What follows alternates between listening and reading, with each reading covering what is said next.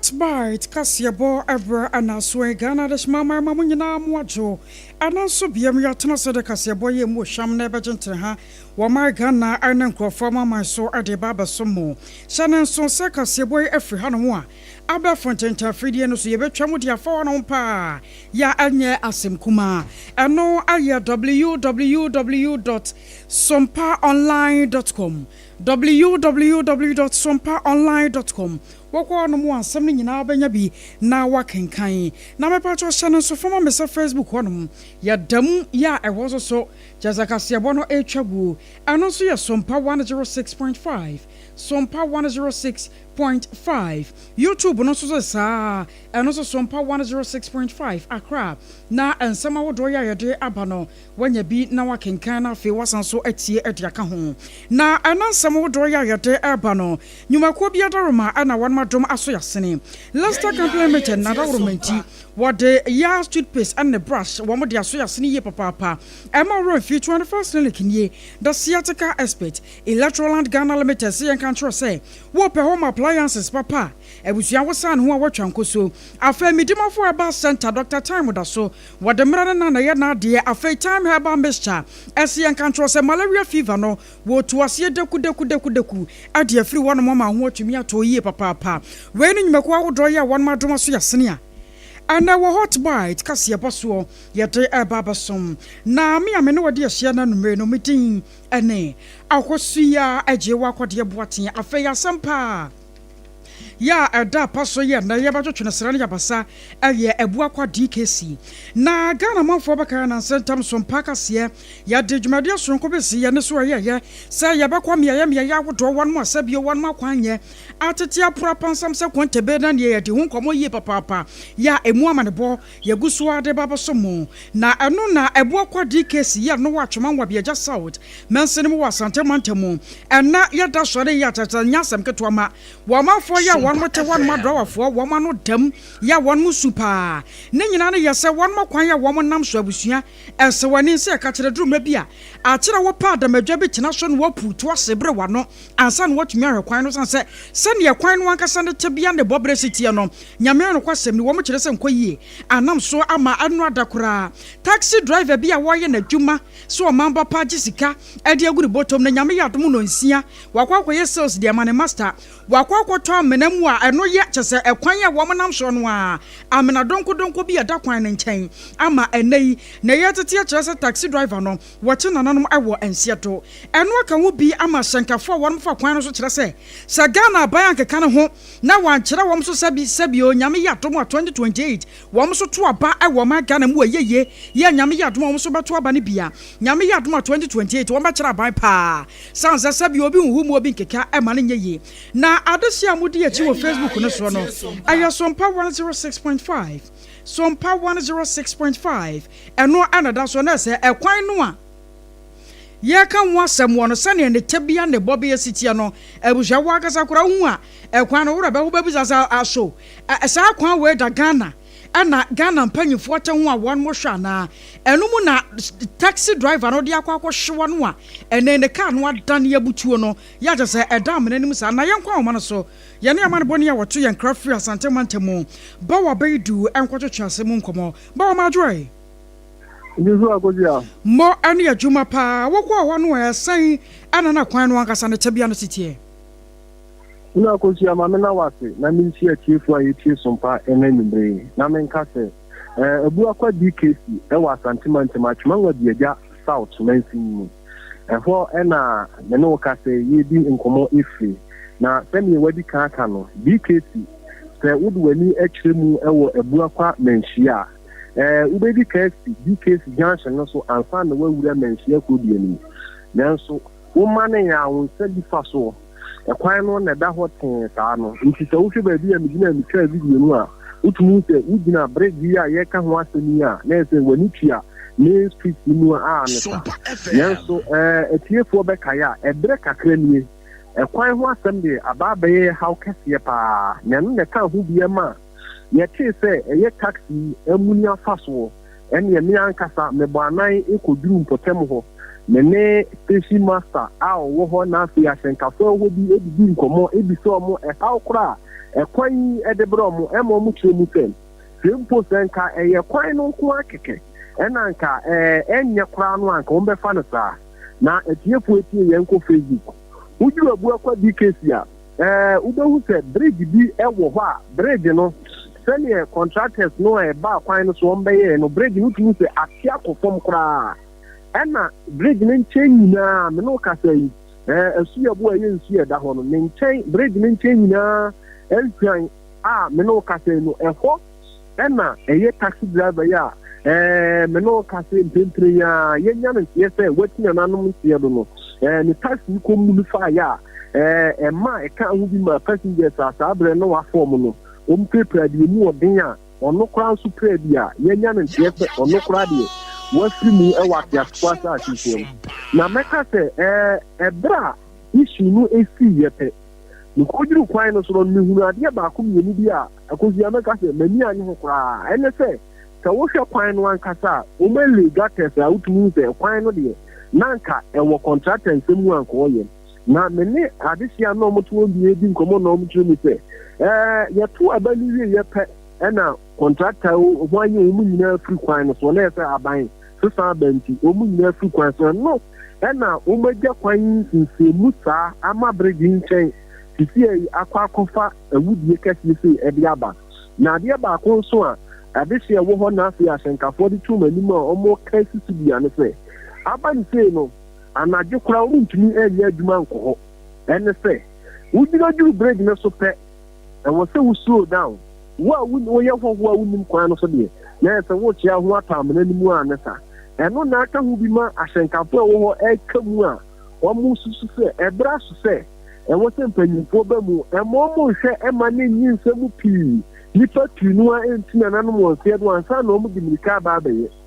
omo ni bi nkomo na o mu kire mu se ebre mu bridge ya yese yi sensuo ni yiri pa ene asenkafo nko asenkafo ma ebedifo mo wo dikesi na anya de so mbotumi aba besia kodwom ena additional for cry pitri asenkafo no kura de tu manim se omo nti ya kura nsuo yiri ni ensa na akoso ho ebia nso baako efa over nidi ena mienu afa taxi abaako ya video da su enu agani ka ho a ne me ensa so ni na omo kire mu se nsuo no nso enye yiri fa su bia no a na tese eye di ewu anasa me kai pa se ebire bi etwamu nsuo yiri fa eye dikes bridge no so nyina ekokobo main road nimu a na tese na akwa ya we usem yipa eno na aka hu bia ma asenkafo a wo trese mpanyimfo no nipa no a omo nam bridge so omo nam dikes kwan no so ewu no eye omo kyeremu se enough is enough na akozi ameka sen sene no wo ho a yentie na nsana yewia yakwa ye nkomodie no so wadama mu ye no emu ana aban ne sesan nenso no mu ye ne tafom nti nsu no still da so ye dey e faso na afedie twa nchen nti hu pa na hu se ka ba kwato hu pa nsu to a hu because of say esi aye no nti baabia na obi atimi fa ma na kunyankwansia tinka nsu yi beto ye chese ya asem kase edi maye efiri se kwan ni sikura wonya kwa nko fie ebi ohono mo a be 5 hours na kwan nesi etimi yira na chese obia ntimi ntwa kwan no nipa da se ni kura se car no nkwamba na nipa bia so ntimi nkroso a chese cars afiwe kura no cars be miensa na sprinter baako na taxi mienu abusua natural sir ano na kwan ya wamanfo ya wamo abu akwa DKC ano watwema wabiaja south mensin mu wasantemantam wamo namu no wada bra Facebook wona ba ha kwan no aye ka ho asem wo no aya Sompa 106.5 Sompa 106.5 sani ya kwan na kura city ya kura na no kon se we se akwaba se driver kura fa wa wada wo kwa ho beto wona ye kwa ho so nine station master ye rakwasi ansren konkodi nkomon fanfa wo sanse asem ne bayiri nyina no wono na sankafo ya wo mo odi won mani mu wapanye kase mu adwo Sompa so nie yo nya majeso ya da senso se ye bo wo promote yen so na ye ho kwan bi sa da yen Facebook ne so nyame anim ne menim se ebo akwa DKC sane ye mo kwan no atete apro na ye sa na ye hunu no de a ene na anu oden pa na wadawro ma wakoye station master ide boa ye kwan no da ho no mfie se ni na mode ho kasase so akwa koduru sai papa me da wase na me chewa TV wo so na me pa cho me di family di de family ai chairman DKC chama ko tiansere di anu no na asema obusa me di ne kure so wo film abu akwa bet na komenhia uya bedu menhia no a bonso du hon udu anu afanifa ona kwan da na kwan de in fact kwan dia ahụ metisem ya kan ho asem wo ti ho na moya hwede mbenfo bayan so abensi na omuguso omoya kwan no nso ba emle kakra kwan ma stop ama nanu ye kadu be munu to nsuo num ama nyame amfa fie nanu ya papa no otika nso taxi ba no so wu ama kan dani ko hwe soro ko ba ni nya hwe soro a papa no nyame na ya man ka hono ma no wu ye ba yi ni ko ya na ni nansa ana papa nso fito ya tie so wu ne kwan de enya kura nsuo to a kan timi nkoma yese ba ko ba na ba ko agina sana ba ko aba say the higher kwan say nsuo ba to ya school for be school ene na dia ya giro ho kase pa aya ho meti sem mai nsuo to bia hono nsuo to a e fa nipa o ma nipa wu enhu ye kura no nipa o ma wu o kwan so no ma sa re ka che wa ntimi nkan e do to pa ni nyina ya nsuo a e to a e yiri fa nkofo na mse kwan nya ni nti ama DKC ebu akwa DKC ho kire ye pa na chairman wadawro ma sani ya woka sensuo to bia no a obi wuo no akoba ne sey no assembly member kan ho asem na MC nzo sey me pa cho me da wasipa na MP abafo fure twa mu no penso no na omuguso a omu nyina na omanim sem omu huni bi ama regional minister mu nyina ba ho behwe ba dada na otwa mu ko no omuguso omo ye kwan no enam se kofi anto atenti aba dada no ko ye no aba we ba ye no omaja adwuma na to a yenti omu nkan biem tenase guso etu ho na mo sa ama yakọ DCE ho akọbọ na mane a eguso etu ho na mo se mbaka be ya amaye ani yakoba ne sey ya emu amane hunu no anu oden pa na ada ho no mu mfie se nie ana mu free complain yen so sign na mpanyefo age mo so afa yo we pa cho me da CP the free company ya chefra banda da ne penso NDC ayi tam atames muta ye kan ho asem kan ya amaka o ma muwa nti aba NDP so ba ye no nya de twu wo anim ana o mu se sa de o ma be nti o mu guso no mu ye contractors wo so ani ye to ba nyina na contractors ye nti ye to ba wie ye no contractors ni firi wo no no o mu ye huru o mu biem ba pem sa ble ya atojira ntem na no esi ye ti ye huru obi e de o mu guso a na contractors no na wo mo se wo mo ha no say chairman wada mo aboa me contractors no a wo mo free kwan no so no na wo mo se dia be pa nti na ma wo mo free kwan no so ye wo mo ni se na banda da no pension de e ba to ba nyina no mo guso a o mo yeso adwuma ye to ba wie ye no ye hu contractor ni biem ano ma adwuma na to ho a ye nti wo mo nka na kwa ba ne se ye no wo bisa assembly member ana MC se dia na abenti ama contractor na free kwan so me pa cho me da se ya assembly member da dia ni share meeting ana no kra yakọ DC office na kwa dia na kwa kasa da kwa tu na nim e de kwa tu na nim no mo kire se ye se no o mba da ya maye ndi o ne hwe o mo nim se o mba da ya maye na wo shamo adopote ya contractor no wo betumi aba kwan no so se ne wo ka se mo ne di nkomo abribia no adopote do mo ntimi share se dan na se cha no mba ba ya maye no so mo ka che so mba ba ya maye ndi esu guso a ye hwe wo mo ndi making the fact because yesu avia to wani mu a onabo DC Mr. Boama okunkom ene MP Madam Shelley yesra so mo mo aye no me kwa maye ne se nsuo betutoi nyame amu ankresa be bi school mo dibi kuro nko school omo abasa na ya ho metisem yeshe hia omo mo ma abante se yesra mo ma babo aye no me kwa maye na yahwe sani ya woka sensuo to bia no a yiri anase mpo nipa bi wuo no nipa dodo se na sa kwan we won ma wuo mu ni ha mani nka nipa ma wuo de me beka di kese ka me fan se ka be afi ne be mfie bi oni nipa ma wuo ho de nya sam ketwa nipa wuo ho pa ama filling station ni o ma ba ye no kire okra me bi ye na mo ye adwuma na ti se nipa bi gu kire me ko na nsu bi o ma be gu ono mu ye ni me ko ko mu fra de nsu be yi o gu ho dikesi de ye hu ye kra me kra dikesi fo me hu ho kra me hu ye kra nipa ba e ko nipa ba edu a be hu se dikesi fo ma wuo awo ho enya sam ketwa nipa 10 enya sam ketwa masa a nsu afa wo mo ye hu wo mo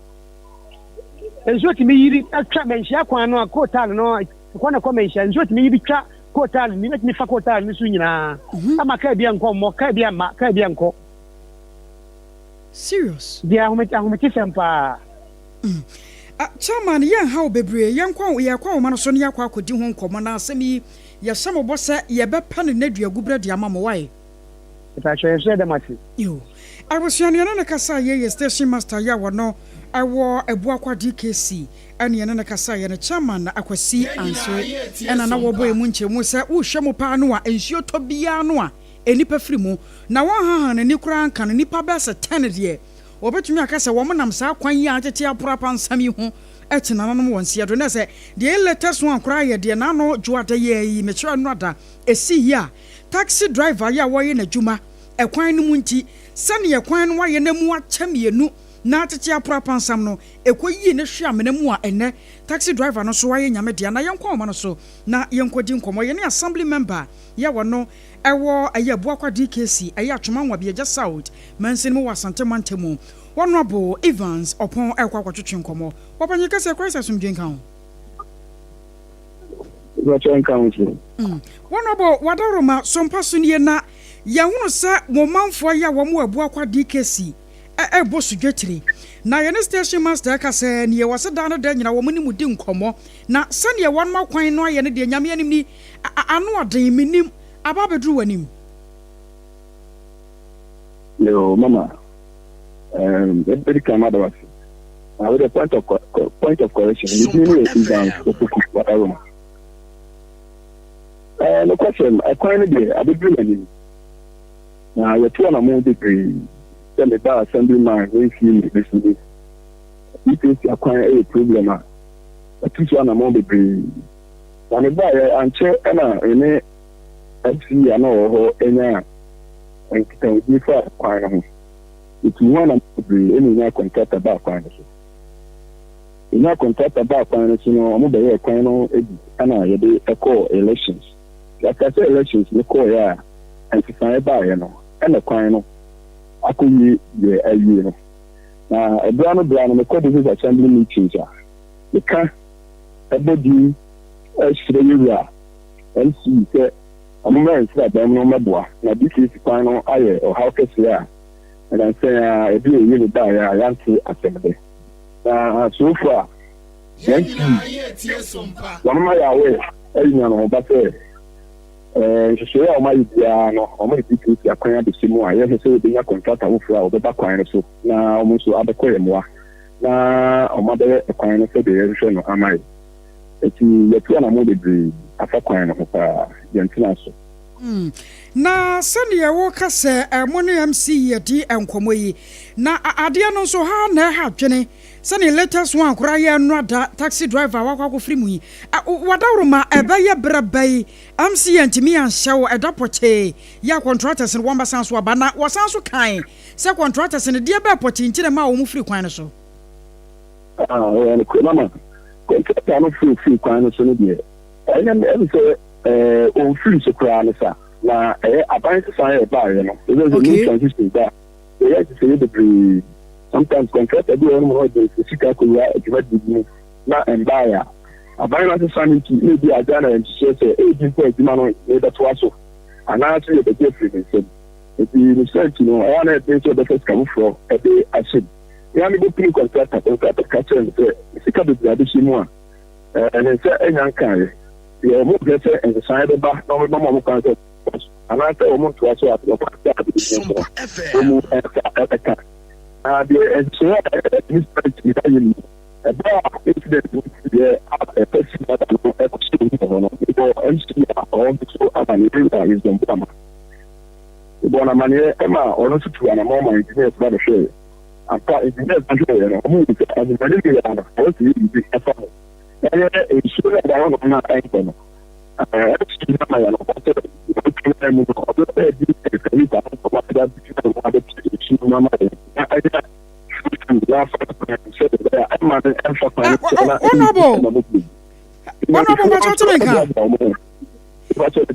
Won come on yam de na so so wa homa ne nimu ame kura emu twetwa wada ma obeye se de obe uko benkum so ma me no mo afede ye na wa no gu asem so na work about contractor no asem no na me chile me say me akonya and contractor ni ko kakra contractor no pese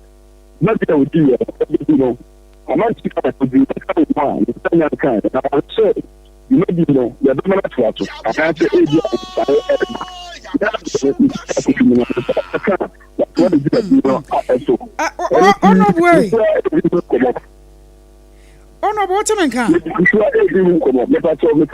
okay mintimi hunu de wa ba besia homa no so wo mu anasa okasa no wate kwa akire na mu twetwa sikakra enso so meje wo so no na se wo ya se wo respond ya na asanso ababiem enje sase ya no amugusu amudi hu nkomo no wada ma sase ya no yesu a wo ne yesu ahwe wanimu wo manfo se wamene wadi nkomo ne bebre ano bare de mahye wano mu bebre nanso sebaye mu ana motuo no baye ntantam ama wo mo no eno mom na wo mo dwene ho sesei enti wadawro ma obetumi akan wo ye fidi kase yi so dapote ya woni MC besa akohia na asem ya sade hu nkomo biem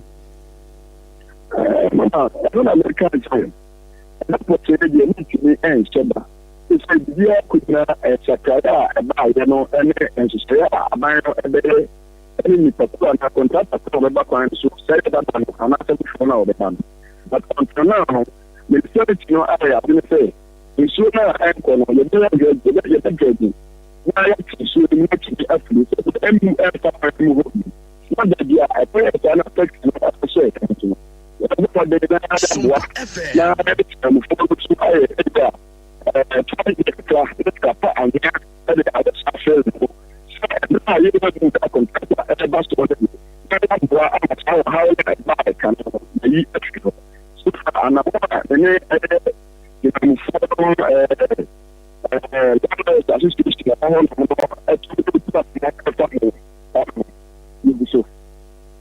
okay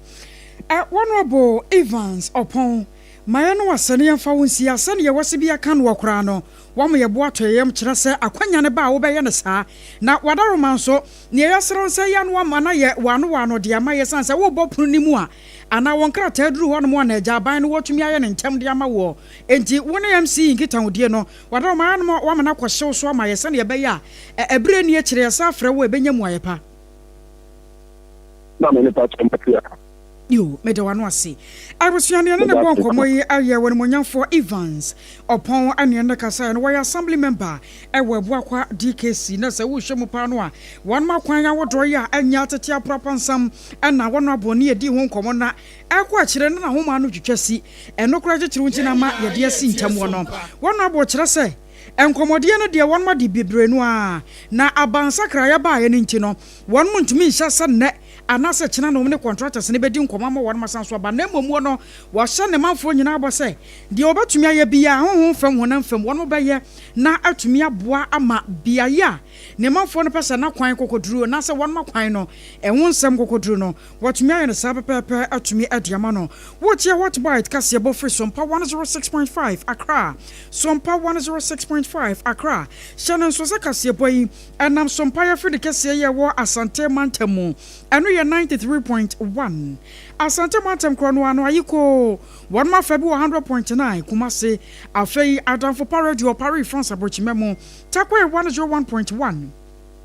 Wokwa takradia Aya 103.3, Tachiman 106.1, Sonyani 98.9, Kranza 90.7, Doma 101.3, Mankasimi ya Kendomo, Anuya 106.1, Oma for your one more friend Yagrokra, Ana Decoda and Tuning Radio, so ya did demo, Aya Sompa FM, I'm all real Facebook, no so, I was here live, Aya Sompa 106.5, Accra. Sompa 106.5 Accra Shannon Swine Salasta Complementary Nadawruma wo kraye mu se kwaye nyasem keto makura wo se nhyiemu awiemo wona ya na kwa nade na ade twiri wosie ayaya toothpaste and the brush wonya bia wo hwie aboase papa dade de nyina ka ho asem na sade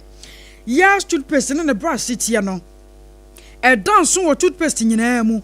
dance wo brush nyina mu esanse we no one mo hwe Ghana yankasa ye sen wagu ye num wo no so ana one ma ye na kono ne nikanika de abadwama so enti aboa wankasa emfa wo ne wo sene sene siti obu one ma ne se no wo se echese mu atete ebi so de na keka bo ho ebi so de na ye se afifiri wo faase ne nyina ya toothpaste adawromanti enne brush no ba beboa na yi sa ne ma ne nyina afi ne keka wo no a akwa keka wo no wo se na afiri wo faase enti no wo beri de bewie na afa bia kona wudwetwi andwetwi na afa asase yi yakoto bibre ya toothpaste ne brush ba beboa sa ne ma ne nyina abefiri ama wo se no asa pai fita biem won power na pade akra ne kumasem frei 0501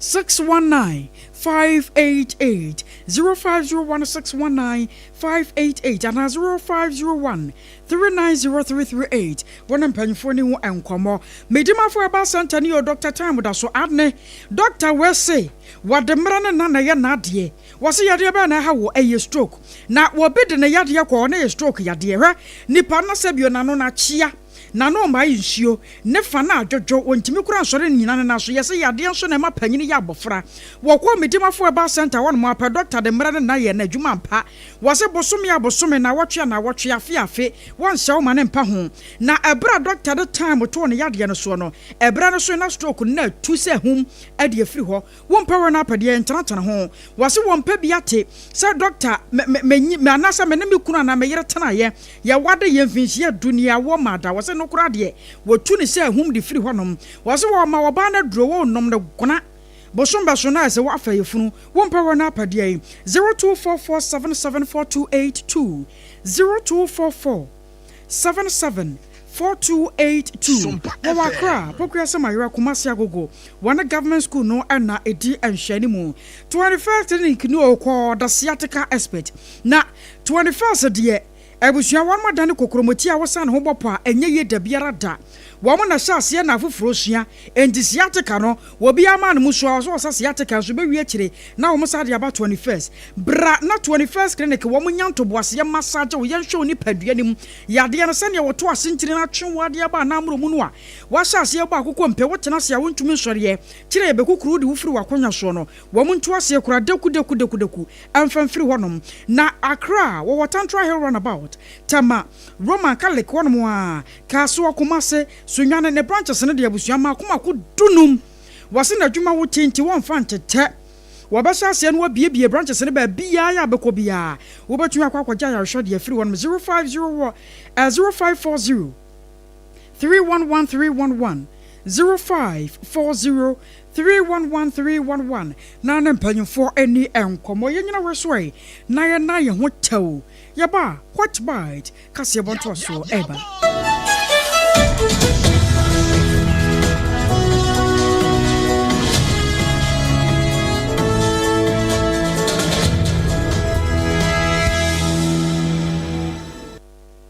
There you are Broni kasa say ye bibinia anka wose wo yiwa we a hot bite kase no ene yeguso a ye de toa wo na abusua ma memfa nwuram wo sofo lai ene na afan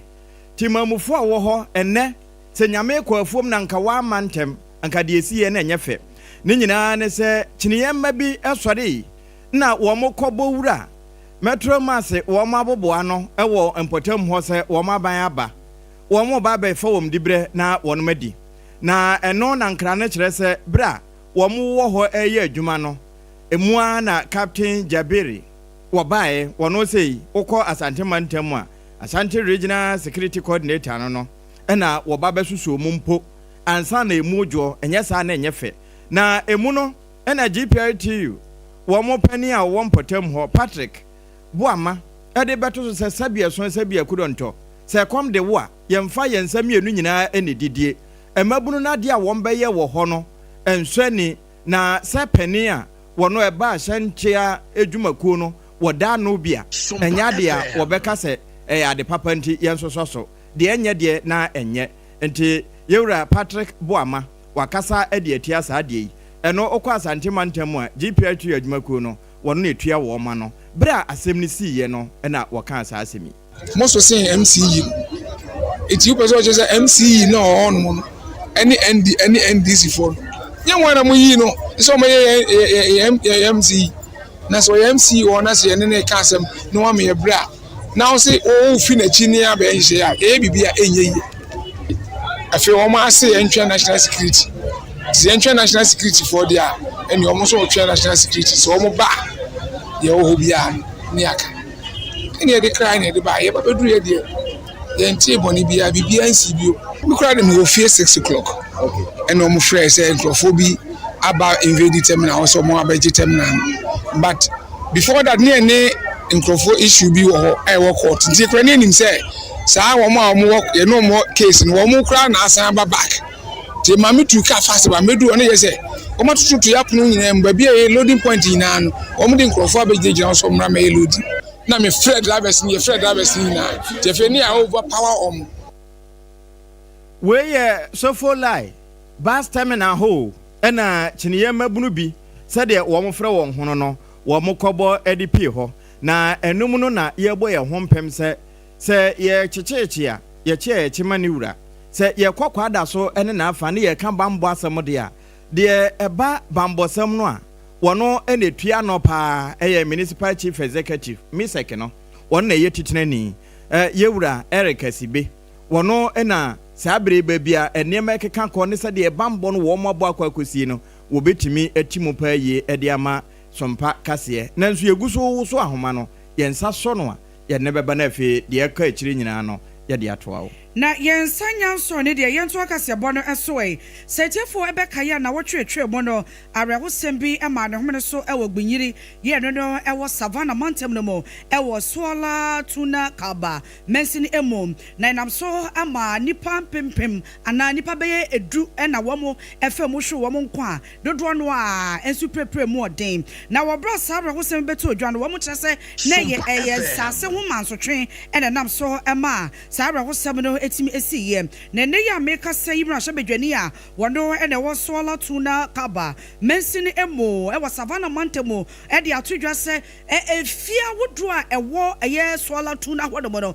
kyese ni babonfo yi wo mo sode ya na ye de eja etutum ye keka ka kyese nyasem keto kra ya wo kan kwa kosi se onu MP no kra no wone ne busua bebia wo mo asene me ekono akwakwa esa attack bi ena nkofo ne pese wo mo ede ba wo mo so a wo bra wone nsentro Edin Komono, Honorable Andrew Chiweta, one is and drop for a can say. But unfortunately, in Calvert Town itself, there are still burning houses there. There are still burning houses in Calvert Town. The houses belonging to the Brefors, the tribe that I belong to. I'm a Brefor. Even my own family is under attack. So all town say, the whole house was burning down. Then they moved to my house. Fortunately, the police, they were able to intervene into my house. I see. They are threatening to burn my mother's house, and that one too. We have some security people around, and the whole thing is seriously targeted. And so for me, I don't think it's the best.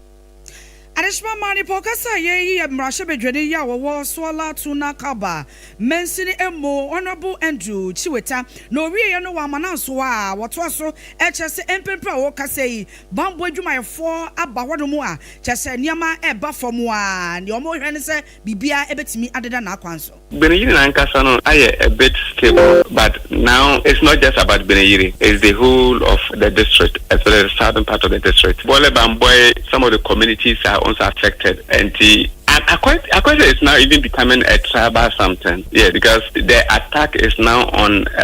Breford communities, and so the whole area, those people are the warriors of the Gunjas, and so they go into the Breford communities, just shoot and kill. Honorable Andrew Chiwete, wano ye mrasha bedwani a waswala tuna kaba, mensini emo e was Savannah Mantemo ne ne yekotie ye no. Ora Andrews wa mananso wana mwa. Watu waso born in some shasha de ma swafwa. Washo man kwadani asetena mu yedie so ma Agnes. Na mo mola chechira se ma me no waya de pa. Na wada panyini di wakyere sa no kwa ye batan. Ya asemi hyase e wo benyiri enne fafra mu no. Watumi akwakwa ye omanfo no nyina moa amane ni parodo no ho atimi anha no. Na waso wadase papa pa na wadase a ebi nsambra biem sansa ne manfo ya wo mo sola tula kaba wo mo ehiam woyi. None more any well resourced like that. But many director no ekasa yesterday evening. I put 2 measures in place. And unfortunately, honorable Namomo Efreme, one will put 2 perfect measures in place or perfect or cobwa man mofrano. And he or near or brief me no or directors or take it rest or the food staff they call or access they should look for tents or say or mumpe and so those things the beer everyone umaya a bit comfortable and safe. Honorable Namomo I put those things in place. I was your way. I am Rasaba Jonia with General de Montfort. I was sola to Nakaba about 1 person so Yura, Dari, Andrew, and your tinning king. Yeah, Coco Board of Wabobuano. Na Penia say, or her chief executive officer, Edma Coco Board of Macuno, Dr. Randy Abbey, way G-Tech for any mono. Na Dr. Randy Abbey na. What shot damage Cassia na damage no, which I call Bonomantemo, was no cocoa common you could teach any or Ura Kamba for Abronye, one of which is a damage. Na Dr. Randy Abbey say, Chairman Kwamba for Abronye, Sadia was here good who fee, as here Quacoduno, Sabia Swan say good a couldn't. One was a Wojanapu Mukran Wojari and Yadian who be fee. Nessa Hunti, dear walk can be answered no crenim, until what they are summoner cocoto. Yeah, no. Wa ne legal team Coco Board ho wa mo de court no ye twa damage ne 20 million Ghana cedis e de atro abronye DC kwambafo NPP chairman e wo bono mantam motiri so se baabia wo hunu saade no na dance de wo mfamra entesa se sika wo so otua na yewra rande abe de nti a wo kan we nyina ne se ensam no a yenu akwambafo abronye kan ye no enya se bia ye no kore ene wo pese wo san netio no kore bia nim enu achi no wosan hia chaw papa obese enya fe ne yebeso ne kotodwem se amansan nyina tibie se de wosika no na sa chaw pa no nso no wo se fa wiase nyina pakese no so ema obibia ehunu bie enu achi de wo tworotworo fa no ho ne nsem a waka se trend de wo internet so no wo se kodiditi tupa ni nyina de free ho ewia sa 20 million yi ende wo de yam pata apata no se de be na koma ebeto ne yem we nyina achi no nya se wo ja na kwa akwa se de be yo na da achi eni achire asem foforo ete se ansa nkọ foforo biu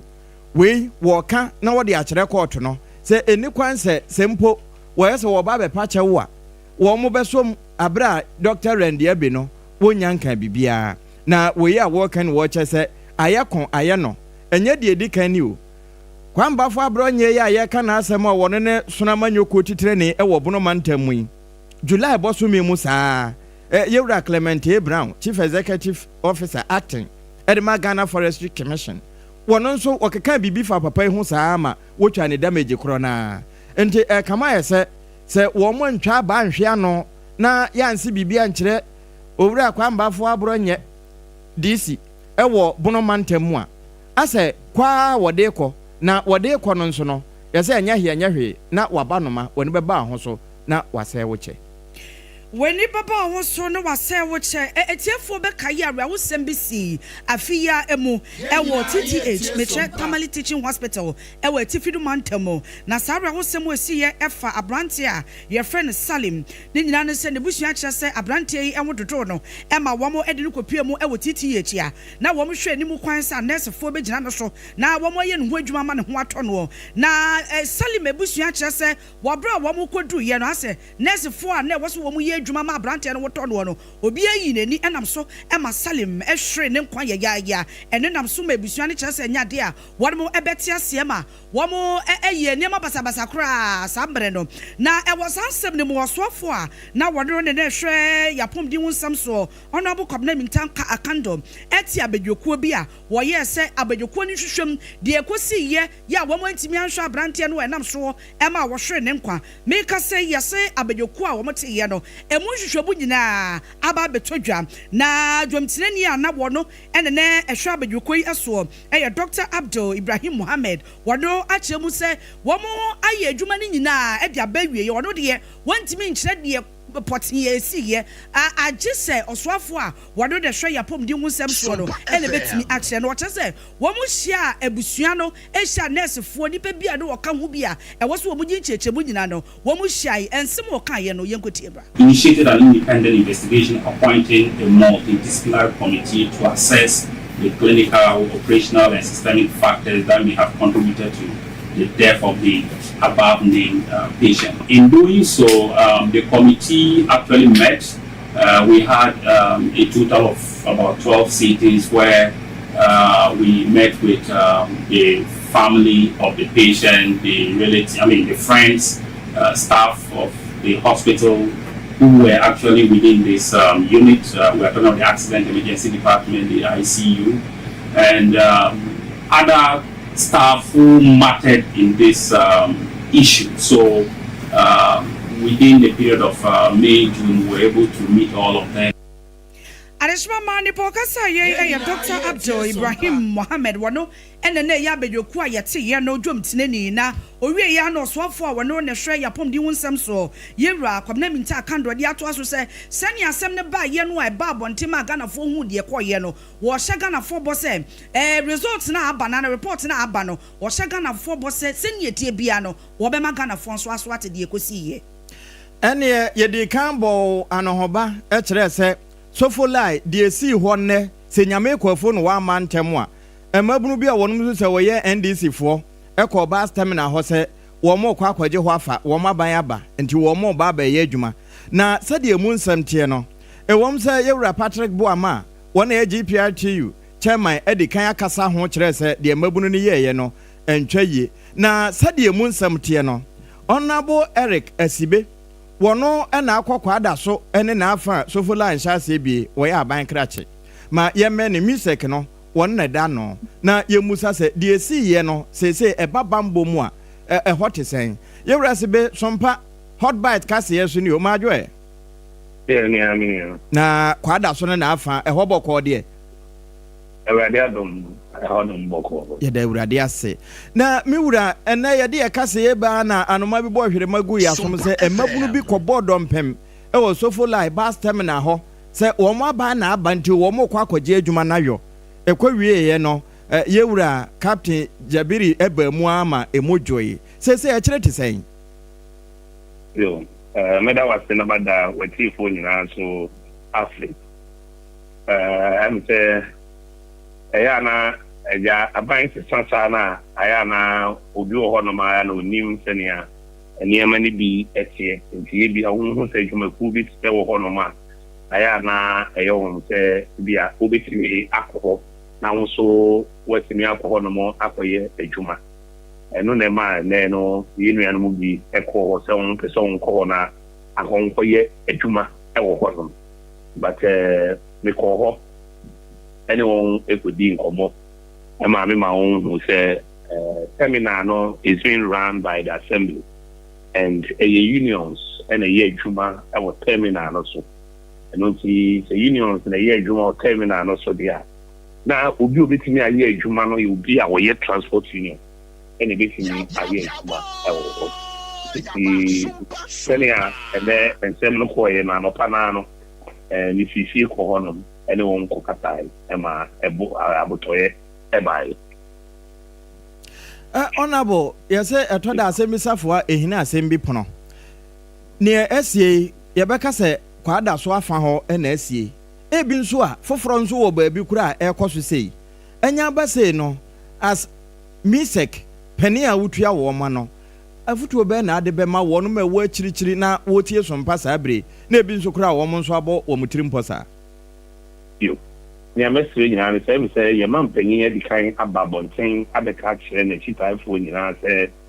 eye Ghana na oba besu mo bi amfa emra enhye ne nsem enye adibia eba ma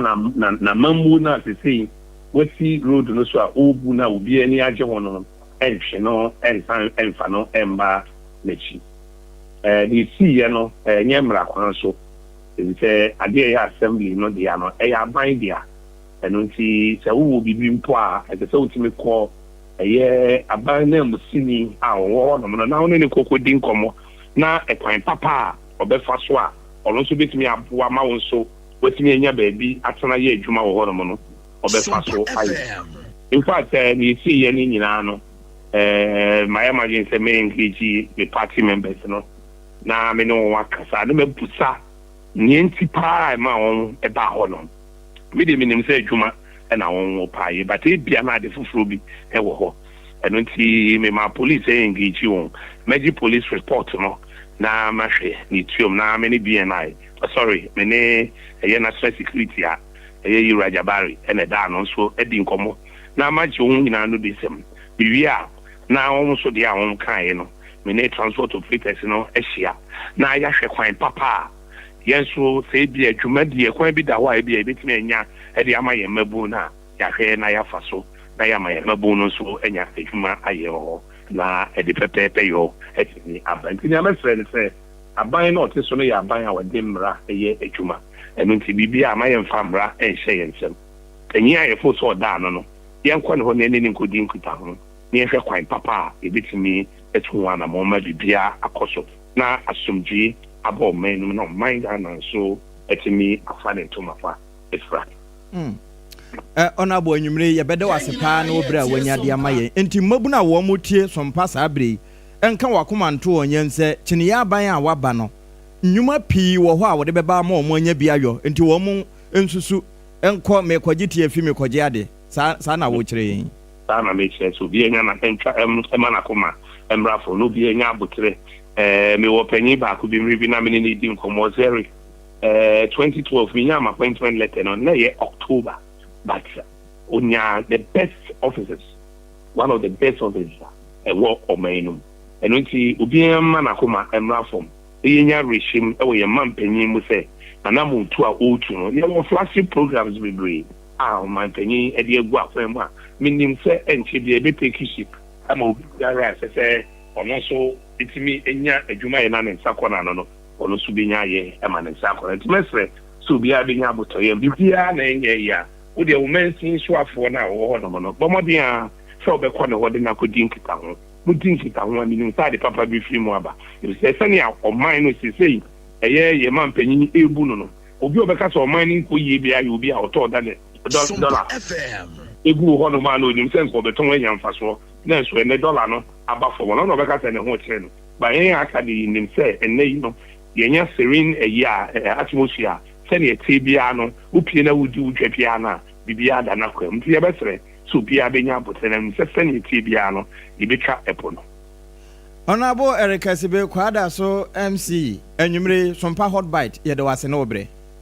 Mesu be da pasipa nyame shramu we be sem anomra no so mo ti asembia mo be frame yakana yefe se ya na ko ponshra no mo tiefo nyina wala wonshira wonsoso na monso ene adwuma pa won na ye abankra chepani e wo kwada so abato mpesua so Honorable Eric Sibe won ye ne kodi nkomoyi nyame yadomo afofo ye besimo general bosumene mu no ana NPP amanyoko wambato aba na fe Franka Tunia wobedi amanyoko no wani mu 2028 na wapretumidie di ama womwo no wombetumi ayino na Ghana for bakaya July bosunda na toso dunkono wa fimu ano National Annual Delegate Conference akoso e wonkramantamu a amanyoko no kwatena se ayen sakraye e womwo ankasa amamra constitutional wode ayi adwumani mu na nemu fa ba ko ayese wo hwemo pa no a eba no delegate a won moto aba eyi sa ma mpanyina na se frankatuni ene wom kaka ho no a aya na ye wom mpanyimfo akuku damatikiro ne ani ntini bi asafo no nyina wom nya ho akonya ya wonwo eto sa aba ne bie nam so nti wom national annual delegate conference a wom koyeye July ne mu no wom eden sakraya bai se wom de safo no nyina ba be ka ho ye nyame ya adoma wom be bie kwan mu de ato ho na won matumi akwakofa forms na fei delegate na watumi aba be ka ho bie na ana NPP amanyoko de krata apiedwa ya wobo mu amane Owura William Yamua one of your trotro pani Adema Presidential Elections Committee NPP amanyoko ne kasai na krata ya ba ya no nsa ahyase ya won mu kyerem se afei de sane yen hyehye na ba ye na July boso na to so dunkono wan mo fresh ya mudia kakraka engramante mu na NPP wo sonoma dodo no akobo dompem wo ho wo mo yen sakraye e wo mama mramu no afei na bre na so se delegate awodo amono awodo no animu mo no wo mo de safo no nyina eka ho bie na nyame yatom a 2026 presidential primaries no safo no nyina da to me atobi na de tie nie wo mo se wo mo makwan na wo mo bie mato ho Sir, former regional and constituency executives for them, Metro regional and constituency executives are one matana Konyan Sopenya, and they want to Subiemono, a Konyan Babada what Yamao. A fair national offices, ya one more Chamudeco, South Fono Konyan Dawad Mamo, members at the Man National Council, and our elders, any patrons, our more NPP Amanyoku and Mono, one must bet to me a quack of Fana for delegate in Mababa Kahubi, and our external branch executives, Tescon leaders, and so Akahubi, and a former party card bearing MPs na se mrasebedwafo no a na wan mote akonya so a enai wo mnya mrasebedwafo biem na so wo moye party ade shekita party cards no safo no nyina mo so betimi a register na delegate no maba beka ho ewie kire so a ministers aka ho MMDCs safo no nyina ta ene wabo won nyina adobo a enai wo mo hwa no mo kwan so obi ya betumi a register na fe delegate no so atumi aba beka ho na nyame yadom na January bo so me no so na se ko ba se NPP amanyoko no biem to ho se wo mo ba ba yi frankatuni dia ma amanyoko no a ene ewu nian so ase kokromotia no na wakwa yi nipa wo pe no wo mo kyerem se we ya akonya kase pa ya aba adiama wo sonoma no na wo no hwe no mo kwan se wo be bia da wo be register bia no ebre no so a wo de be kwa wo mo national ho anasa regional na ben wa na wo de akọ constituency wonom na ben wa na wo de akọ external branch level so na wo de akọ na mbomuo no wo betumi aye online registration ya eno betumi aboa wo ye papa na 2026 nso wotumi ayi frankatuni di aboa ma wo sonoma no atumi akonkan na wo mo de ahye wo se anto akopem September boso da to so dunkono wa afi mu ano na deadline no eso enzeduru so na chese wonyanya wadwo se wo register so be delegate a ene na nyo bi na kumantwi boss ya kono na ne tia ya kire ma na se onye wadwene se nyame ya doma won ma ba won beto na won ma ye frankatuni no wonia won so betumi edo ho agimu bi ene won mo a epre frankatubre akonwa no Dr. Brian Echampon woka ho GTech fo nim ne doctor no na doctor nso akasa ne nkasa mu ne se won kasa mayam famfa afidie num na amansante na wose da bi wo de se de maka no monkoka ne saa nkyere atiefo a won mutie se amanyoko NPP ba koye emankoso ba koye na ba koye nso no unhunu wo ba bia je se unity na hu ba koye na wo ka de akyere se won de ye kan tetepa na afi yemfa enkabo mu ene nsi ye nya adwuma eye ne banua ba konbro ni beka se ne hallmark ya enti kane abetifimra se bedwani no wono ene ekasa yi na wode atoso kyese enkomo binum ne nam ebinum ugu ebinum ho fi ewo contest a wo mo koi ho nanso won de beka ne prenye premfa se 2028 so no betimi aba akonnwa so a enya ntitimu na mum yenkabo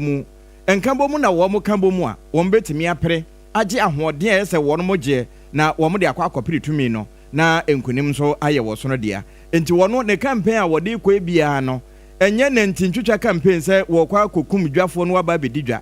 ɛyɛ adehye konwa no na atɔ ɛna adehye no nyinaa pere bie enti deɛ wɔsɛ fata bia no nso wɔtumi pere bi ma ɛyɛ yie na ɛtɔ da na sɛ yɛsa asra na wɔn nso wɔamfa wɔkɔkromoti ankɔ bia a ne yɛhunu sɛ wɔn mɔwerɛwu wɔn deɛ wɔka ɛde akyerɛ sonoma no se sabre ya won mu wo mu enye brasumasi ayewe benti ayemesei ene mpreto so sabre ne wo se obi aye obibi kura ma o ya no kɔ te se Sompa ya akɔ na wi a mwadom aboa aka mo ho abom akwa akopere na enkunimudie ayɛ sono dia na Ghana nso enye so mfa so obi na yada so agina MPP ene ehon sensemo yenim se July bosom ne de na toso aduonu enkron ewa afiye mo ena MPP empanifo wo mo ebietu wo se wa wo pese wutu franka ede ma manyokuo no akwanya na beda ho obetimi ede wo form sako ewo MPP headquarters wono mo wo mo mamra kopem bosumi ne de toso aduonu enwotwe na chese nyame ya domo a ya wade ye di enum ya ene bebe wie ya ne omfa nko ya onua wa ka echi na no nam so ama enka ne twotwofo panyi ede ma MPP amanyokuo no Yira kwabna Japan ene du ya meka say ene na nya asem keto pani be hade ewo MPP pa headquarters wono ya wode ne forms akọ kama wana okọ no wone supporters ene koye ema chese na nya asem keto na nipa woje nkrata na wosan ye eye Yira William Yamoa wono eye secretary ede ma presidential elections committee no wono ene je ne nkrata wosan ye wo wie ye no Yira kwabna Japan ene central for di nkomo a yenko tie sene okan. My heart continues to bleed over the trajectory of our beloved country. That is why I believe there is a compelling need to usher in a new dawn, a new era, where Ghana is re-engineered back to prosperity. My big plan is about the creation of wealth. A Ghana where every citizen, his property, especially land, is utilized to unlock capital and create personal wealth to facilitate access to quality education, healthcare, and other opportunities. Unfortunately, from time immemorial, communities have been displaced and their lands appropriated without fair compensation. Ghanaian landowners have been sidelined in decisions that affect their own ancestral lands. Our youth have watched as their futures destroyed by mining operations that promise prosperity but have delivered contaminated farmlands, polluted water bodies, and a damaged environment. Nearly 7 decades of lost opportunities, and with it, broken trust, which has rather put money in the hands of foreign interests, corrupt politicians and their cronies. These failures did not start with the Fourth Republic. Yira kwabna Japan yen kane twotwofo panyi edema MPP amenyoko no na wo wie ye no wa mananso wa wo chess Ghana force nyame ya dom na se wo mo gine tumu a dwumedie bebre ene de nanimu wo so wo ba be pa dwumedie bi a wato ne dinsa National Property Land Initiative ye de no e ba beboa amansa se hu manso twim sase won nsem a ewo wo ho ne kwan ya obefa so a wo besi wo dan no se ne tempempe no so obehwe no wasesem kura. They are rooted in colonial legacies and post-independence mistakes. The continued neglect of the interests and the voices of those most impacted by Galamsey remains an existential threat to our national security. Recognizing this historical wrong is not enough. Today, I, Akosua Agyeiwaa, lead the demand for Ghanaian leaders to embrace this duty. My campaign apologizes to every family whose land has been taken without their consent and or appropriate compensation. To every youth whose dreams have been buried beneath investigations and dust. To every chief, queen mother, community leader whose stewardship is still ignored. To every citizen who asked for justice and was met with silence. This apology is not the end, it is the beginning. Arishma mani pokasa ye ayen kane twotwofo panyi edema MPP amanyoko no Yira kwabna Japan. Na twotwo dwumadie bi ekoso ewo maka ne mu weye na nsa dwumadie ya so ya wanum hwe nkronkron mamu na fa hensam nsam so ya Yira Ahmed Ibrahim wota no sesofo no wo mo ene de ahyehye so ena no da ye tikan ya wanum pa sa dwumadie no wonto makora eno ye nkyerɛkyerɛ wodo ye odi begu akwan afa Ghana kyase ye waste management yankasa kwan ye befa so afia wodo ye no ye betumi akora bie na fei enkonkofa yade na nuama wodo emfa mre ye na eno na sofo ye wono ahwe nkronkron mamu ni mpuntu won nsam so Yira Ahmed Ibrahim akasa ya wade to aso akiro se ebre no kora no hwemu a jasa Ghana hanum se na bibre matoya Ghana ene ye se yenso ye no momoa se ne be ya waste management won sansam wo no ye betumi akora bi ne abon ho dawro nche yade ye ne gisam a ewo so mamu no nyinata yade ho hyemu is to bring all the West African brothers together and make Ghana the regional hub for waste management and circular economy. So as we sit here, assisted by the UNDP, that's why my sister is also sitting here. Assisted, the two are representing the UN, UNDP and UNSOD, together with the Korean ambassador and other West African regional engineers and ministers, are in the national capital of Ghana, Accra, Alisa Witol to be precise. The essence is to organize a regional workshop on waste management and circular economy. Why are we doing this? Ghana has been chosen as the hub or the regional hub for all the West African countries in terms of waste management and circular. Na anwatchre no won moyan for na mananso wa anwatchre sa South Media Sonkwe mantam dunsia ne nyina obi aba no de no de yen churchere ama Ghana for. So all the 16 regional capitals, be it Accra, be it Kumasi, be it Takoradi, be it Tamale, be it Sunyani, be it Gosu, be it Serioso, be it Ho, every regional capital has a waste recycling plant. And this is an example that we want every West African country to emulate. Korea too is far advanced in terms of waste management and circular economy. And not long ago, last month, we visited Korea, where they are able to advance from just recycling to turning waste to energy and turning refuse dump into recreational parks, where all the big men in the country are able to convert to play their golf, enjoy themselves and all those things, either to where nobody would have loved to be. So we went and we visited all those areas. But just as we are talking of regional hubs, if you go there, they have district or local authorities specializing in recycling their own waste. I was returning Kaya so for ya was share in Konkrama morning punto so Agyeiwaa Ahmed Ibrahim. Sade be na yenkura hodo no bambo ebetimi agina ne naso na posi sadom won dwumadi a wo modie no won ho behenha wo mo no enne nam so ama Youth and Employment Agency no yeafo wo mo ede community protection assistant no ebai na ene ye amanogusue no santimantemu emmabunu be se ahenkono ne adunum wo mo nyina yabo wo mo hira community protection wo ma yefre wo mo se community police for no yabo wo mo hira wo mo ba bontia ba be ye adwuma na no ena penin kwankyerefo a eba monitoring and evaluation wona etua wo ma no Habib Kipo wo de to wo mo se wo mo kwe no wo mo ntete pa wo mafa wo police training wo Kumase no ma wo mo nkoto ntwene wo mo mfa nkonko ye adwuma ema wo mai Ghana enye so mfaso na no si ya ena penin a wo no ena Youth Employment Agency no wo da wo ma no se commander Yewra Malik Basintere de beto so no wa kyese aban won hyehye papa de ma emabunu ni tituru won ma agye ntetie sese de akura won ne posi sadom na san contract a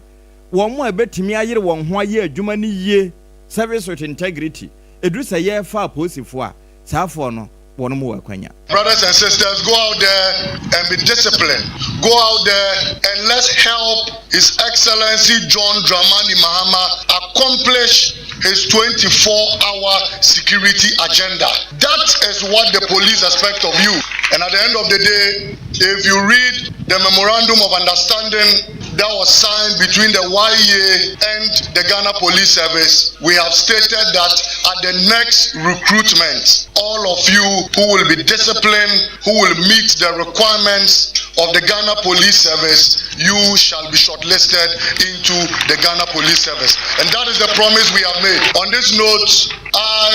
urge you all that in the coming days, you will be posted to your duty posts. As the Chief Executive Officer of the Youth Employment Agency, I have made it a point that your salaries that will be paid to you will not be in arrears. It will be paid on monthly basis, so you could get your salaries and you could work. And no, Chief Executive Officer Edema Youth Employment Agency, Yewra Malik Basintele na kasa ye bra nipa ahenkono dunum enum wonomo etwishiregu wonso se community police e wasantimantemu na ekua yefro womo Ghana National Education Campaign Collection ekua womo ebo de ubo edefa yemumesua ewonsam so ewo omei emo womo editin kwasempa akwade amaye mofra womo tro bisu sorry amika say ewonsun sanso aba na ekoi ekira say womo ru aho kakra sanse bisu sorry na ba ye nsun sanso na adi ekire no ase ha adwen kakra esanse nkwada na ye tro sorry no ye beka say examination more practice police na say apopa na kwada yi wo mo boy ya mika say wo mo chese eyade a ha dwen na ekoyi to aso echem say sa wo hwe afi ene afra se ne afi a eto aso no a wona wo bo apo ema ye twa wo mo de mu ebi mu kwa de ama no wase afi ne de no akwani mu yie pa na wo hyase afri emfimpi mienu ene eduenu enan 2024 wo mo se results e ba ye no na eye 422 na chese no na ya cancel kra na de ye kase ye twemu no na no so eye 36 ya eno so ye twemu na 2025 no eye ade a ahura kwa animu pa ya wo mo chese ha dwen 895 and ya cancel and 1333 eno so chese ye twemu kra eno eda nchen ya wo mo chese 119 schools and then ye twa wo mo pipes mu ye yenhwehwemu e de afa ho se bia wo mo bo apo no se nkra ne ba ye mtimbenfo chese wo mo yenhwehwemu e de afa ho na ekoi wo mo national coordinator Ora Benis Jache wono ene de sansemi tudwa wo chese eyade a ehekuo no enti obesese asoye a ehwe ye nwumesua wonsam so wo monye adwumaden na wo mo hwese ebia kwan foforo bi wo kura no a ye betimi afa na enkwada no wo mo twa so wi a wo mo fo madwen enfa nto se ebia apo bi ebeba na wo mo susu se ne na mpanyufo bi eka no ana wofo bi eka se wo mo susu se apo no kura efiso no ena abaase no e wo se mpanyufo toto ne mayie na daachi bi no se Ghana ye kan ye nsɔhwɛ sɛ ye transɔhwɛ ne ye moapo na ne ma basabasa ensi a ye nyi Ghana emfa free mo Yaguso da Genoma Ghana Womashiamu and Samso. Now, Abansa Baya Banya, what Yakonya Somachondis, Ababatana Konyasono, Ghana teacher license examination, Ayadian Sakara Pinua Bemye Papa. Now, Anam Soma Teacher Trainee Association of Ghana, Titak for the Krata, Epijaya Wabamanie. Now, one much Ramsa Wusham 2025. Aya license examination, I was a church of furniture. Now, you're to me the Unusano Qua, afraid yet the journey way A, Anasa B, Nim Dian. Ne modern one kwan kanti was safata se ban e chade e wo schools a wodwo mu no was ya free pa na timi asipo na womo no ma Ghana e homasua so ye no wodi kasase ebiem National Teaching Council for so womo no makasa pa ama afedie wono nyina dwena kwa benkrom se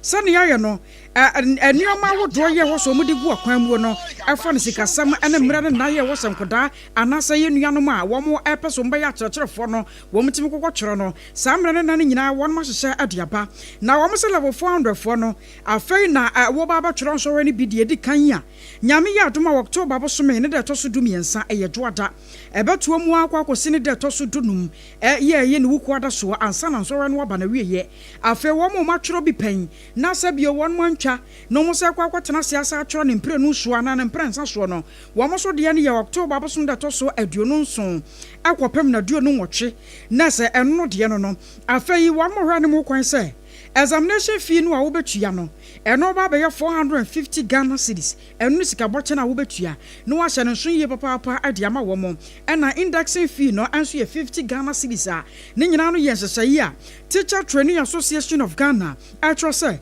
wo mo no ma Ghana ngomasua so ye ana free National Teaching Council for anyina adwena kwa benkrom no masipo se eno ne ade a won matwe ne ho ye wo sa churchfo etumi di so wo mo se we ne nyina no ye nsakraye ne hyehyema pa wo mo ne pefe se betumi aboa sansa Ghana ba tena se wadwene ho ye papa ansa na license exams no wo ya adwene so wode nsakraye ebem nam so nti wo mo sere nuanom a churchfo afa na wo mo bamuo se wo mba ba kyerade e wo senior high school sa wodo mo junior high school na fe universities ne se wo mo ni sa hyehyeye so ma ema wonom se ne be ya brane na no so se wo mo kwa kwatena se atworo sore no a ehu bua biata entumi emo bi biata na we so ne ye gina na ya dan ye ho na electoral Ghana limited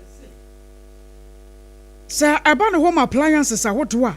wo mo ni sa so wo ba bia electoral Ghana limited Electroland Ghana Limited wo mo asam ne yaka no sa no na ye de asempa free won mo ncha de brew sa ene kura de wo kwata chima anya asam geto ama wo say ye wo manfo ye wo bunu east won mo to gugu say ya chawo ya wo bi ya kwa kope just home appliances a wodo de free wodom na Electroland se yanka nchro say ye TV na wo pe air conditioner, fridge na wopɛ washing machine, kettle, rice cooker, microwave, blenders, just a bibia. Ya yɛde yɛ aduane yɛyɛ, yɛde siesie dɛm wɔ yɛyɛ bia no. One month na abɛnya de afiri. Na wɔn mo de no nam sɛ yɛ papa nti ɛhwe wɔ empai. And say and run a chain and tiafebo. Who be use electoral gallant method, woman yama, wabra winya how be and fan free home. Now a sound so ye papa, and to us about 1 month chain. Now fair quarter do the woman say. One sounds so the big discount pa and about 1 branches I would do.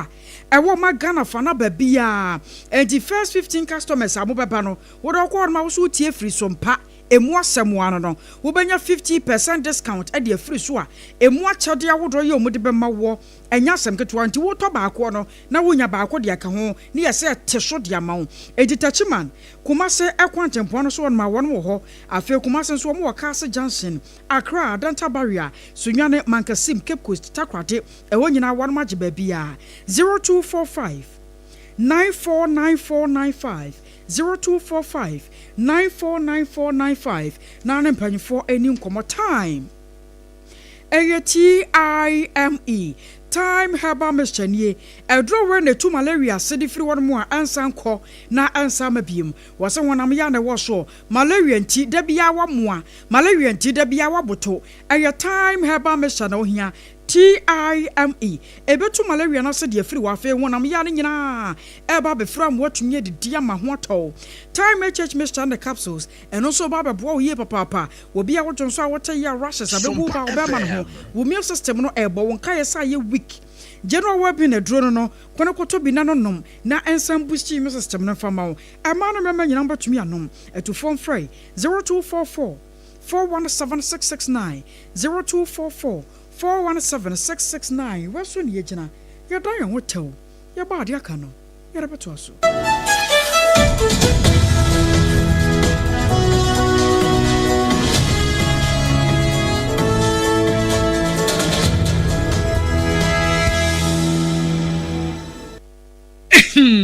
medo edra no pa wutimi to wo boase etwitwi wusi o ado na so ni se medie mede yas toothpaste and the brush and etwitwi mesima minya homka senti na ye bokoi na medie me all time favorite yas herbal toothpaste and the brush aboa me amasesei menum nso a enwunu anasa de ehia me selfimfem me biem na wo hwasa mesi ayefita sesrecha homa na et brightens yas whitening toothpaste and the brush and the medi hwimese enti na wo se efei na yas total care gel toothpaste and the brush ne de ebo wo se ho ban demu ne nyina ema wonum ye sham oh yes enu kretrodo yas herbal yas whitening and yas total care gel toothpaste and the brush abusuan chamfa se wo pedudu tu e won kran ha for Leicester Ghana Limited and was 050 161 9588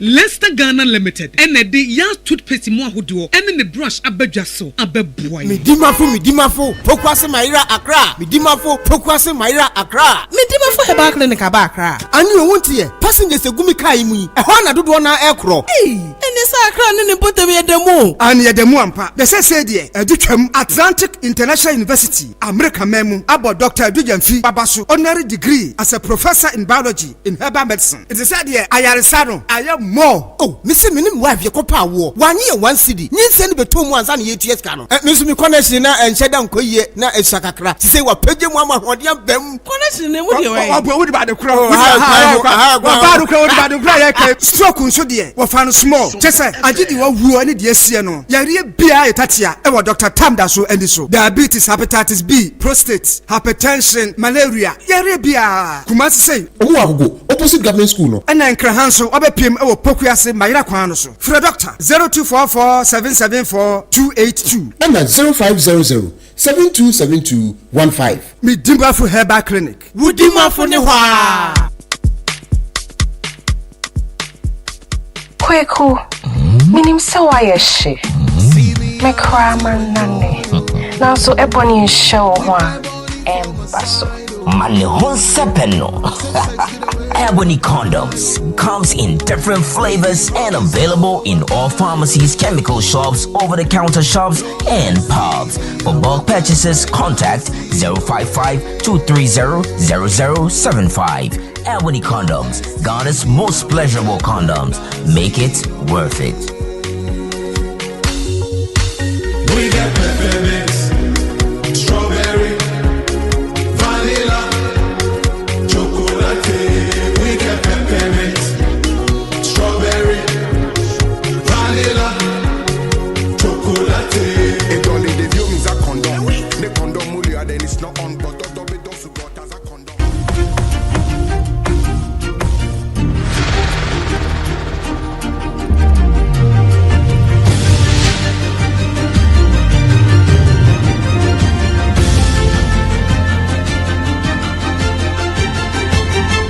Sompa TV, Emma Akosua. Okre yemamu ene twen na yetwa kase no so medo kwa santemantemu ho a emabuna wonom wo sonum titru wonom a wo frɛ radio so ekasa echia sonoma wo mpenimfo ansa na asama edati nukura wo maka bi no dodo na frɛ wo serial callers na wo asantemantemu ebinom akeka won ho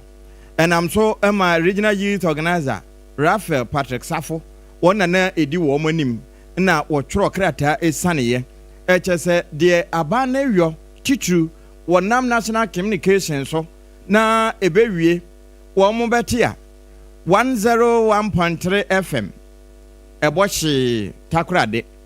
101.3 FM Kumasi na eboshi afi 95.5 FM Accra na no so boshi ni nyina ye wuntumi ni radio stations na yewura chairman Twibosi akon ni radio wa wo matrutum na ansana no bra wo mo boss se wo mbetum na ewie mampani John Dramani Mahama kuratu ni na asimu ka se wa ma wo mo adombre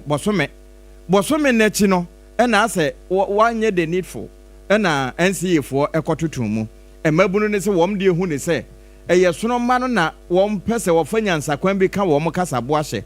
nanso wentimi mu wo mabam ayese obi nyom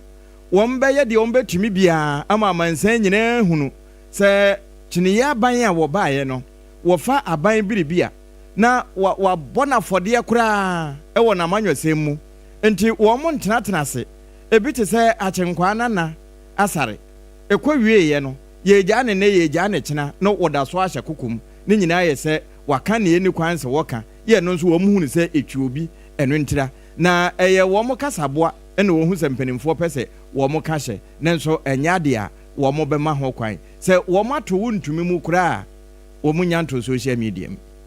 na yede kasebo ne kopie mu e wa Amanse South mesini mu e wa Santimantemo Kroba kwa ye fro manso wache so adeche ya wo mo ho e twa gyaadwo wo mo de adesede mu odin e na eto aban no enimo mensini ka chipenye wo e na afemnu ahye bedwani wo eye mensini emu e chese wo mo nsuru gujemu ankasa esanse kwan a efa oboase a befa manso wache so kwan no e asai atete apansam kra atitru ene bridge asamso a e wo sa kwan no so enam so ama chese kaya ekọ ebi nko ebi ma enam so ma etimemfo ya wo mo no wo mo chese wo mo ntimi nkutu kwan ko ba bia enti wo mo de adesede mu ode eto aban no enimo na wo bra nsentrofo kopie mu no ye ne unit committee chairman ye wo manso wache so owura Martin Osai Owuso etwetwe nkomo woni ocheche mu sei adaha na mwache yi so wohwe a enua na ye de aguso kwan a efiri entwa so aduntia na etwam kɔ watere so nti so wohwe na ma haya Amanse Central ba watere so na ya Amanse South nti kwan no twam efiri Amanse Central ekɔ Amanse South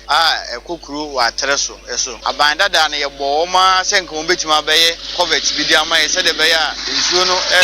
nsuo no betima fa covet ni mu na nka afɔ abra betima aboa akɔne abadi so ba ye bɔ mo ntimi ama ya amaye sisi no ekuro na no ana yakeke ho abom ana ya branch ba akon efe no na nakwabena tewia ono so de ne machines aboa ama ye ne de aboa de afele ama na aye kama sisi e ba sisi ne nyanwie nti e besra aban ne se titini road minister se e besra na se obeba yemwa se de be ya aja obetima ba be ye covet kese kakra amaye aye so obetima from e beboa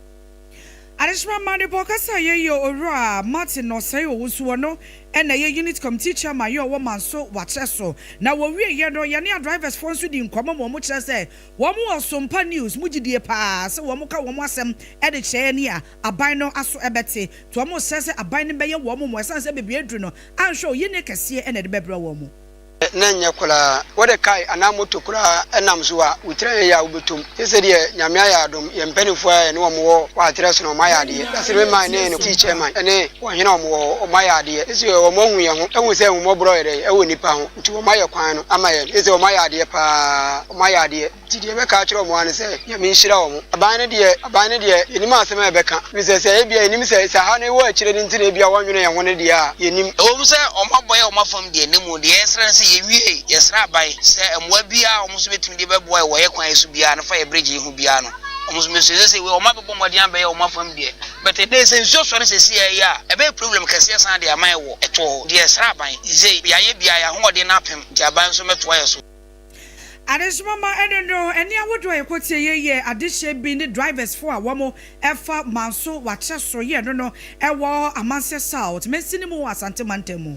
na so for the church wa shoma Ghana ye nuane ani agriculture won sam so ye John Dumelo na panyipa gusuada ya wo bonto ma Ghana fa na babia se wo beka aban no mane ye de akere na Ghana fo ahunu sa no kwa aban wo betena se no sabi wontene to so na mom wo ye adwuma pa tichiru ani feed Ghana project no na ano na anam so ma panyipa de akwakoto dwetro se aban no wasase de hye ma pa bi gu akwam se ne ebe ye akuyaye no ebe ye de ebe ye nika ebe ye akono nyumeku awodo mu schools awodo mu afiafie mu bia betumi de no ho akyem na aboa ma afie bia ni akire kura no Ghana yekuaye no aye kra behwe maba Bono East region me behwe schools na national service for one farms away na me call national service farms hono azami hu en menwa je ho pa no a little over 300 acres of maize osanso facilities over to my dry ebron and I'm very impressed with nyama me hu national service ya sanso aba in Kranza Technical Institute or Bono East once we bro and at the end of the season we'll harvest B now we use was school no asanso atombi into Ian as a ministry no or they abo one with some certain implements or certain inputs into na farm service centers no and Bono East being the bread basket of Ghana no definitely a study ACB wa schools na churches will be found will be to can expand na anwachiro won monyanfo Francis Owusuantwi wa Bono East Regional Minister won so afasa kwanya no so etu yenuanum asabie won mo tifie do won saso mo damri fam anya won ma dwene kura sa wo mo pa adwuma ye no se ena ebire no obi afo ni atena se a waste bi kura akwanam so nti aban no feed Ghana program no wodi aba no wo bibia dan se wodi no ho bajim kana medai mpanyofo abi free enkramba ya se baja ne be ye bia no baba Bono East aba behwe ye dwuma dia ye di fa feed Ghana program ho na sa programming ye kan de hwahwaye ho se ye ne ye regional ye host o mampanye enti ye ni nso so edi akire sa programming obobo ama ye nuane sem abefre no food security akosoro pa ye if say uye oman na waduane sem enkoyi a ya na mpem bebre odan aman foforo but sa program ye roba amagana afa no fa hodie Bono East so yanya efa hodie nti ye besre mabunu abeya Bono East se ba benya adwuma nyina kua nso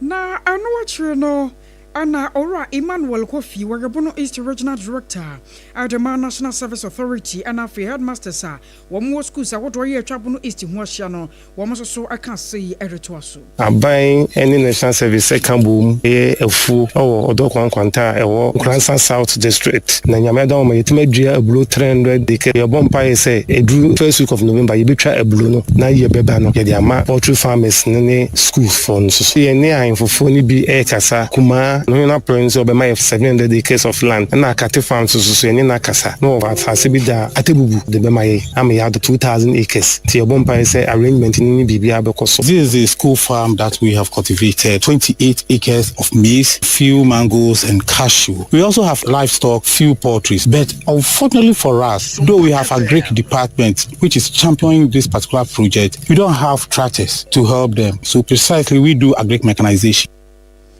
I was sure why I near Akosua Agyeiwaa Bono East emufa kakra bi ani abomu no afe yenkonko wie kase no na ye kwa amanone a sesei adamfo pa radio e France abrochimam Paris wono mo fa ne life na ye di free France e na eba sabre ya manogusu no kane ya na aborɔfo ɛba bibifoɔ so a wɔn bɛfa yɛ no mum wie ma ebi no mo yɛ nkoa no baabi te sɛ Madagascar nso wɔn ntwa hɔ anya Francefoɔ no kɔɔ hɔ na ɛkɔ wieɛ wɔn ne France ntɔkwa te sɛ deɛ na Asanteman ɛne Britain area no saa pɛpɛɛpɛ wɔn mo hempɔn a no wɔ hɔ ewie no wɔn mo etwitwa no esisinasini ɛde ne nankasa koraa ɛkɔ France a na ɛwɔ museum na wɔnom ɛhwɛ ho ade na ɛno ɛna Madagascar foi wɔn motumi awurawura mu a ma sesei wɔ hempɔn no a na wɔno na ɛhwɛ wɔn mo so saa brɛ koraa na fa ahodie maaye no ne nankasa sesei anya ba beduru fie na ɛno na nam so ama deɛ wɔhwɛ amanɔne ho nsɛm so ɛna afei ɛba amammerɛ ne amanneɛ nso a wakwada mu paa no ɛwɔ French hɔ Rachida Dati wɔde to so no wakyɛ sɛ sɛdeɛ wɔn mo si abɔ wɔn mo to ɛwɔ saa nankasa yi ho paa no wɔn mo amfa ama na kyɛ sɛ wɔn mo koraa na brɛ nyame wei sɛ afe apem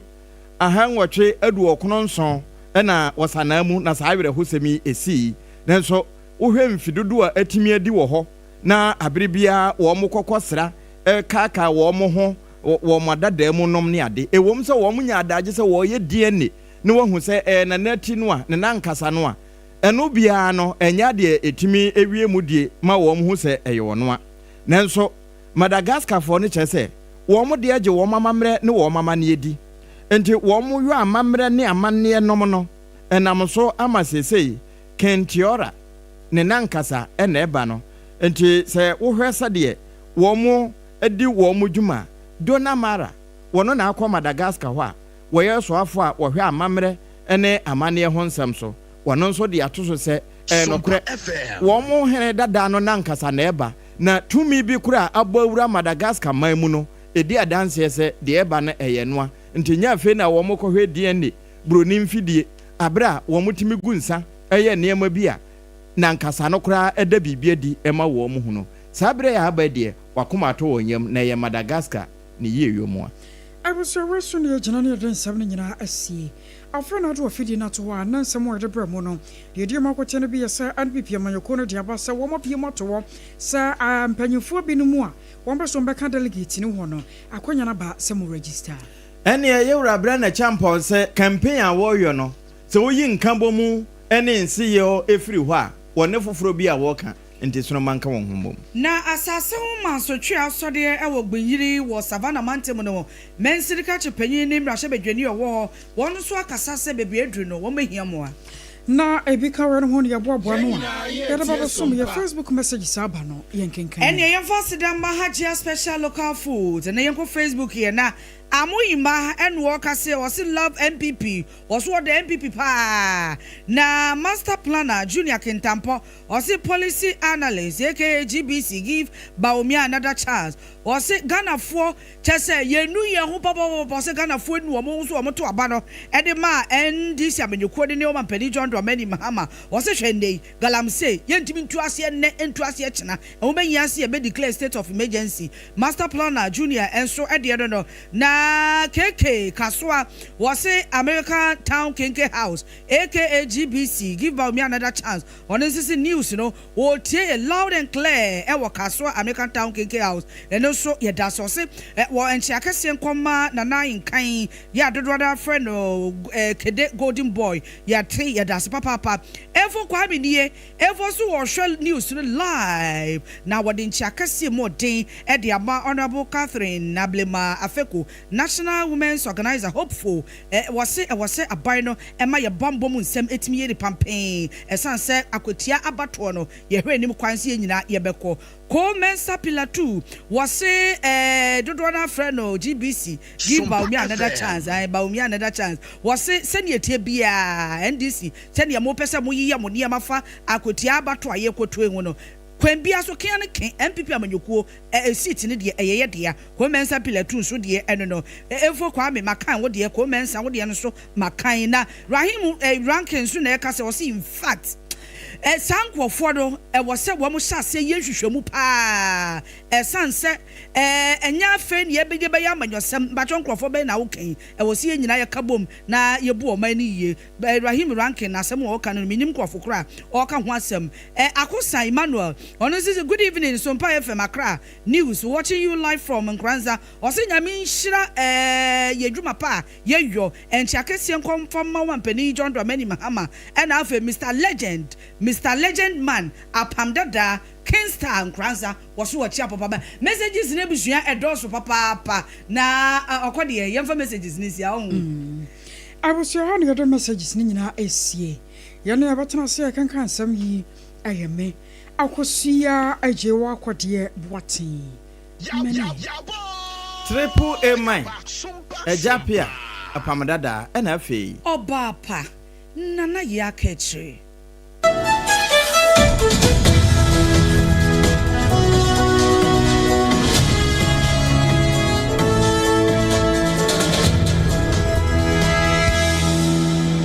Munde dinam se menya foreign call. Hello papa, what about to be a new? Say me feel London, echo US. Eh na no crowd wo kura from me bo mama nia. Na papa mo hot say. Awurade aduma haboko. Na ko jejesi, echo bosem penemo. De woton adansi ho niam no so. Wo hye ho de. Oh, wo hye ho. Echo ba, mesi wo bo aduma kura sre kane no a. Na wo tro US won so manfo bo ndin sa na. Eh papa US hakura de. Na ko jejesi company limited agi ba bia. Wo Holland, Germany, France, Italy, London, Canada. Eba adansi ho niam dia. Obian se na ko jejesi company limited. Na matese wo bie depo kasie bi e wo kasoa. E ho na wo bia ko to adansi ho niam. Na